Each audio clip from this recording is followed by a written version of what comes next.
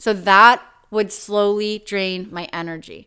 Whereas for me, the pay what you can pricing strategy, having a bunch of people join and jump in, like gives me energy. I don't really care if it's $10 or $10,000. Hi friends, welcome back to the Brand Is You podcast with me, Robyn Savage. I'm super excited to be connecting with you today about a conversation around something new that we're trying in my business right now. And I'm really excited about experimenting with this. I'm excited to come back to you with the findings from this experiment, but you're going to see it as a client, as an audience member, as someone in my world. You're going to see me talking about a pay what you can payment structure. So I thought today that I would come onto the podcast and share a little bit of insight into why we made the decision to experiment with the pay what you can payment structure and some of the driving factors behind that decision. So some of my brand values are inclusivity, accessibility, and community.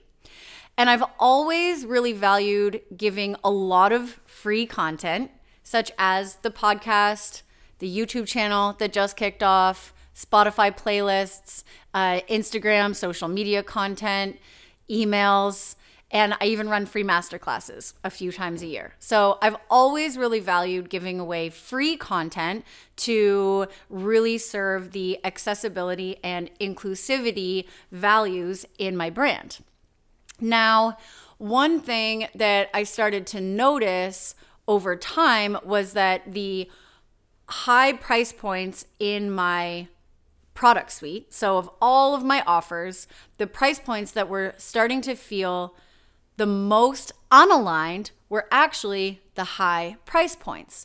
So from free offers all the way up to my private coaching offer, which is the most expensive offer, there was this huge price range. So when it goes from free to my $55 workshops to $200 courses to the branded mastermind that's $2,000, et cetera, et cetera. So there's this really beautiful range of prices in my business, but it was feeling like there was something slightly misaligned in the pricing strategy that wasn't truly representing my brand values. And so when I sat with this, I sat with my values, I sat with the strategies that I'm using and applying to my business, that payment strategy, that payment model of free, low, mid, high range offers, something still felt slightly off. And so as I was sitting with it, I was thinking, it really doesn't feel good for me that some people have access to some of the information and some people don't. So there's an exclusivity being created in my brand and business because of those high price points. But when I started to think about this, I'm like, I want to be able to give the highest value, the most amount of value to anyone. And right now there's this pricing barrier that prevents some people from being able to access what they need most in this moment to get what they need to move forward. Okay. So right there, we're creating this exclusivity inside my business model, inside my product suite that said, you can have this because you can afford it, but you can't have this because you can't afford it. And there's something in that just doesn't feel right to me. So I started to explore this and I started to think like, what is a way that I can eliminate that exclusivity factor? How can I start to bring in more of a inclusive pricing strategy that gives everyone equal opportunity to invest in my work, to benefit from my work, and to really get what they need in order to move forward? Okay. So this is when I started to research and kind of look into the pay what you can payment strategy. Started to have conversations with people in my community, other coaches. I started to really kind of dissect the strategy itself, to look at its weak points and its strengths and what it could offer me, or what it could potentially even do to support my brand and business in a positive way. Because one of the things I think that happens with the pay what you can pricing strategy is that people automatically assume that you're going to get taken advantage of, right? Well, if I tell people they can pay whatever they want, then people will pay nothing, or they'll pay $2 or $5, when the value of that offer is really $50 or $300. So I understand that frame of thinking. Obviously, I understand that we also have to boundary ourselves as business owners in order to feel entirely supported by our businesses, right? This is not a hobby for me. This is a means to pay the bills, right? It's how I'm going to send my kids to school. It's how we put food on the table. It's how we pay our mortgage. So those essentials need to be covered. And if we look at the pay what you can strategy through a fear-based lens or through a scarcity-based lens, then the fear is that people are going to pay as little as possible for your product or service. Now, while I understand that, I also have a tendency to give people the benefit of the doubt. And what I truly believe is if your brand is giving people enough value, if they perceive your brand as valuable enough, then they will naturally choose to pay more, which is going to support the pay what you can payment strategy, because people are actually going to be willing to pay for the value that you are providing. So yes, there's fear and scarcity, like what if people don't pay me enough?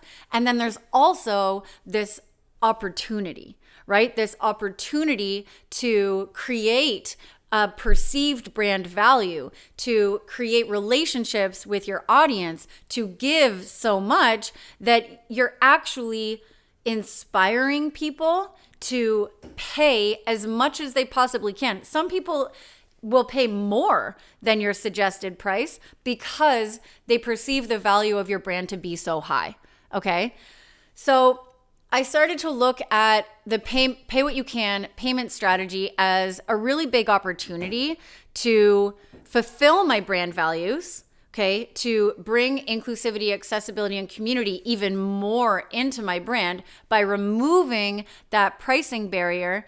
And there's a few other benefits to the pay what you can payment strategy or structure that I wanted to talk to you about today, because I think that if we are going to change the systems that we live in, if we are going to change the way we transact, if we are going to deconstruct capitalism, and if we are going to give people fair and equitable chances to receive information, then we've got to be willing to look at the prices we're charging. And the pay what you can structure gives us the opportunity to open up opportunities for everyone to access the same information. Okay. So I love the idea that this could work. I love the idea that the pay what you can payment structure could really increase revenue.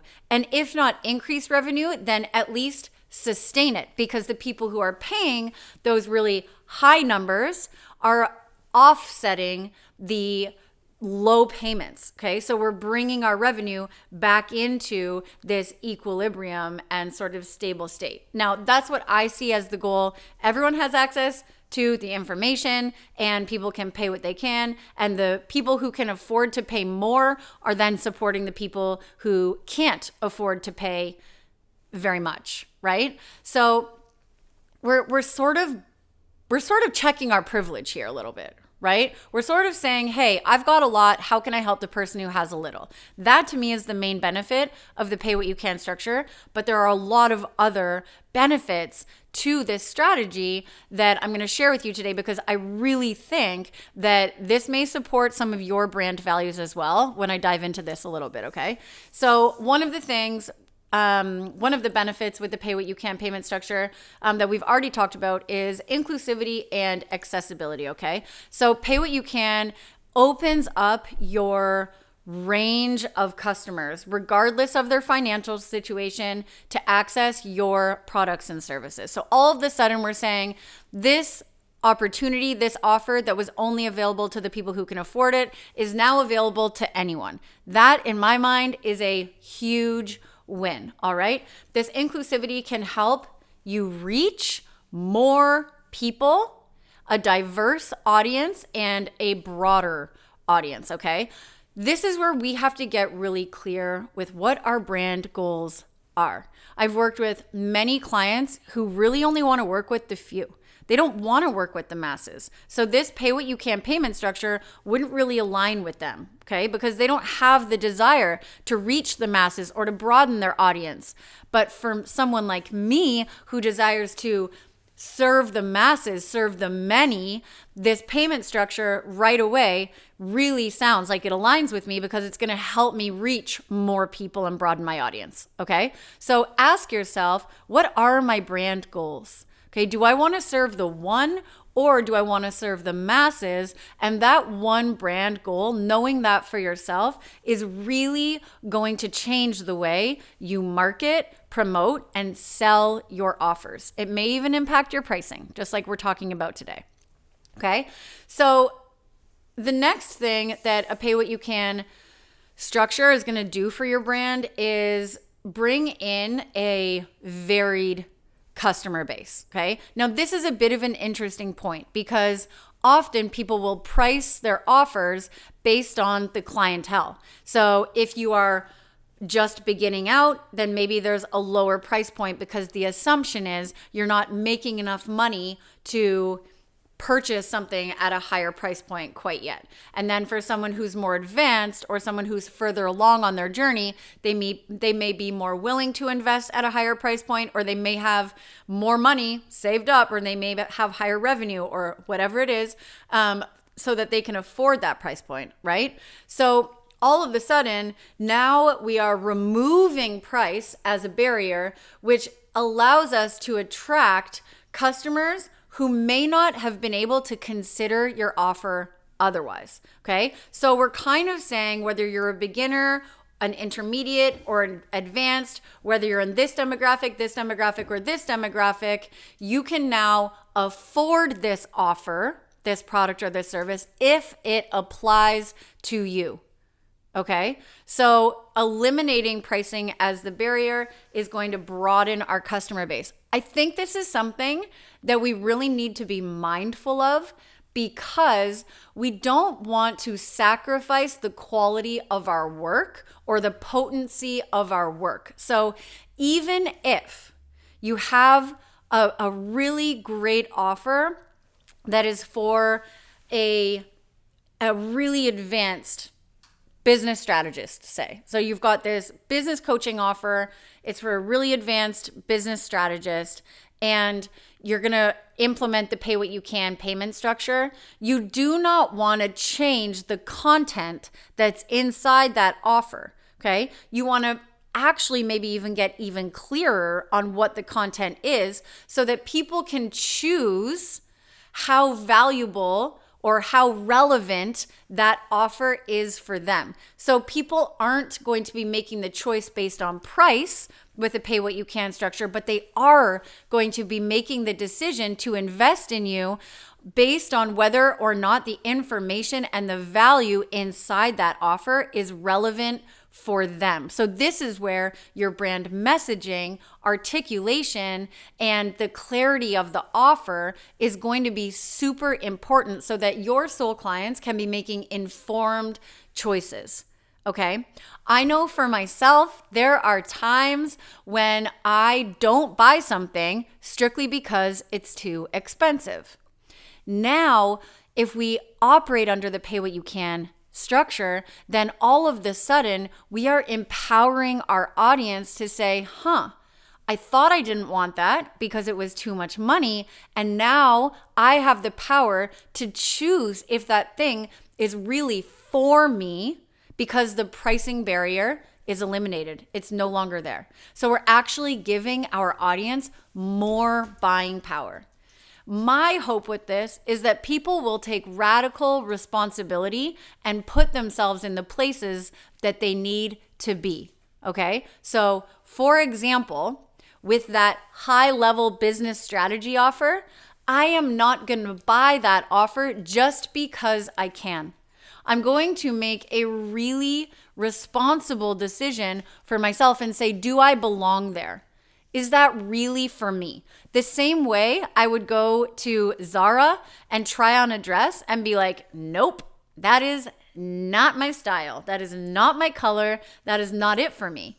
Okay, I'm going to have this same level of discernment. I'm not going to let the price make my decision for me. I'm going to use my own level of self-knowing to make the best choice for me. So back to the Zara change room, this is when I would say, okay, that dress is not for me. Let me go find the dress that is for me, the one that fits just right, the one that feels good, the one that you know? So this is a really big, cool, empowering opportunity for our audience, for our potential customers and clients to be making good decisions for themselves. All right. Now, the next point is really important to me because my clients, my audience, you really matter to me. Okay. I am so motivated by helping people that serving the masses, reaching more people, getting my work into the hands of the many is more important to me than charging really high prices for a few offers to, become profitable or stay profitable. So for me, because my brand goal is to serve the masses and the many, and to help people, like to really drive change, to really empower entrepreneurs to build personal brands, to step into full expression, I want to give as many people as much value as possible. So the pay what you can structure can really support you in building trust and loyalty with your audience. Okay. It shows the world like you care about me, right? You care about helping me. And this can really enhance your brand reputation. All right. So love that for us. Positive brand image is exactly what I was just talking about. So the pay what you can pricing strategy can enhance your brand's image by showing your social responsibility and that you care, your commitment to helping your community and showing up in a real act of service. Okay. So one of my favorite things, I'm really excited to play with this, but I also think that the pay what you can pricing strategy will also really promote word of mouth marketing. And here's why I'm assuming that. I'm assuming that because I think, hey, Sally, my friend Robyn is running this workshop and you would really love it, but it's $1,000. And if I know that Sally can't afford $1,000, I'm way less likely to refer her to that workshop.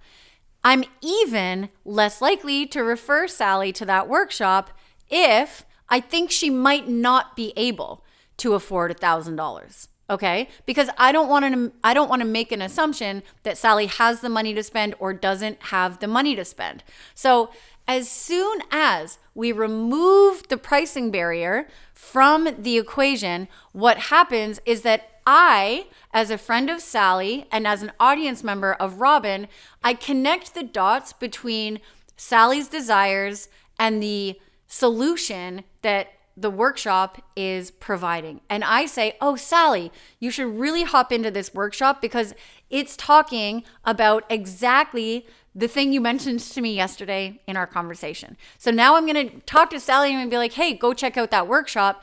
And I think, this is a hypothesis, people, but I think that people will be a lot more likely to refer people to offers, products, and services if that pricing element isn't a factor. Because as the word of mouth referee, I know that Sally can choose to pay whatever Sally wants. And isn't that liberating, right? Isn't there a sense of freedom in that?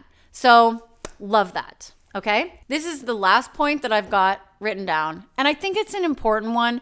I don't tend to talk too much about the economy. I don't tend to talk at all about politics or, the world happenings, okay?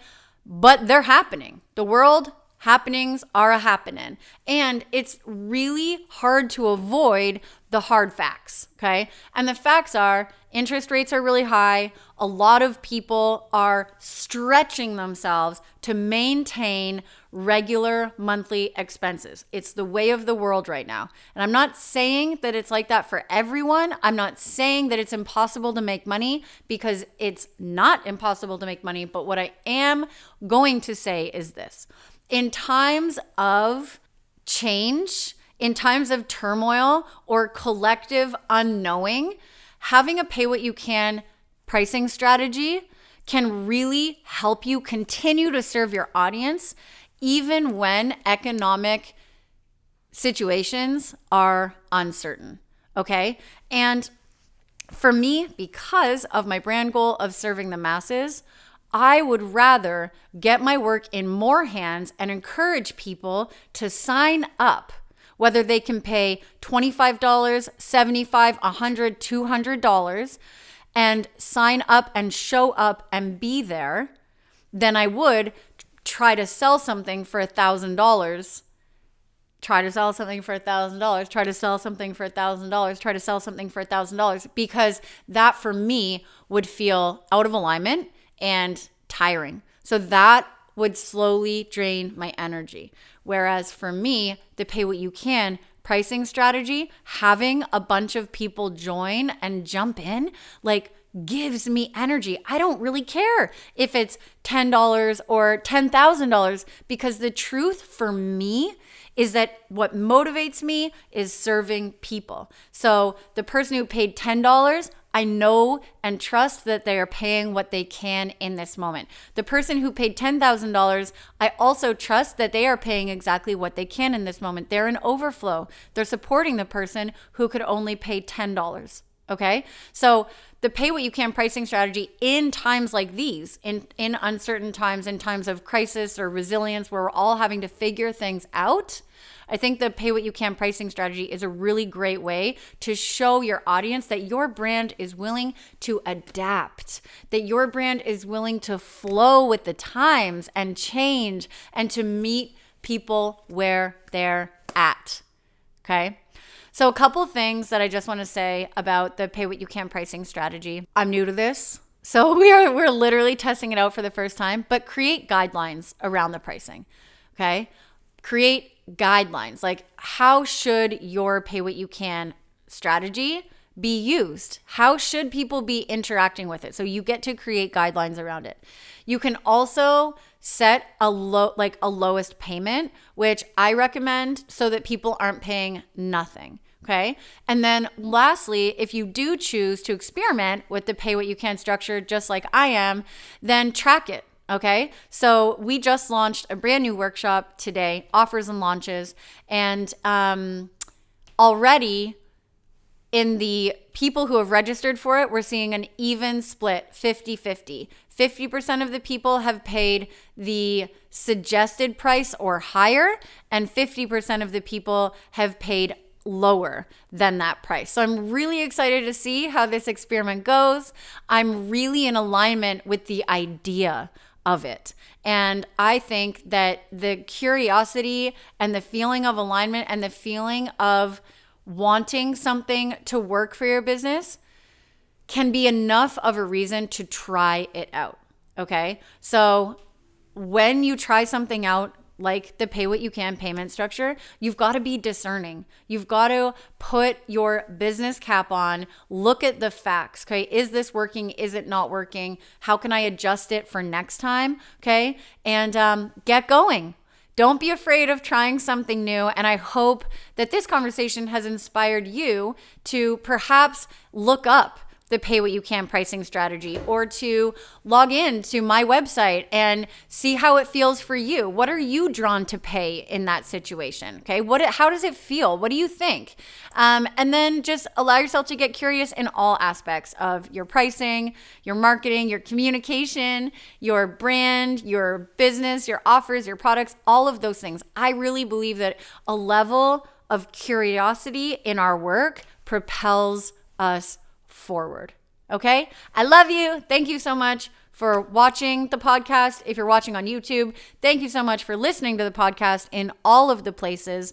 We will be live as always next week. And if you did love this podcast and you love the information that you find on the Brand Is You podcast, then go ahead and follow along. On YouTube, you can hit subscribe, or on Spotify and Apple, you can follow so that you always get notified when a new episode drops. I love you, and remember that the brand is you, and I'll see you soon.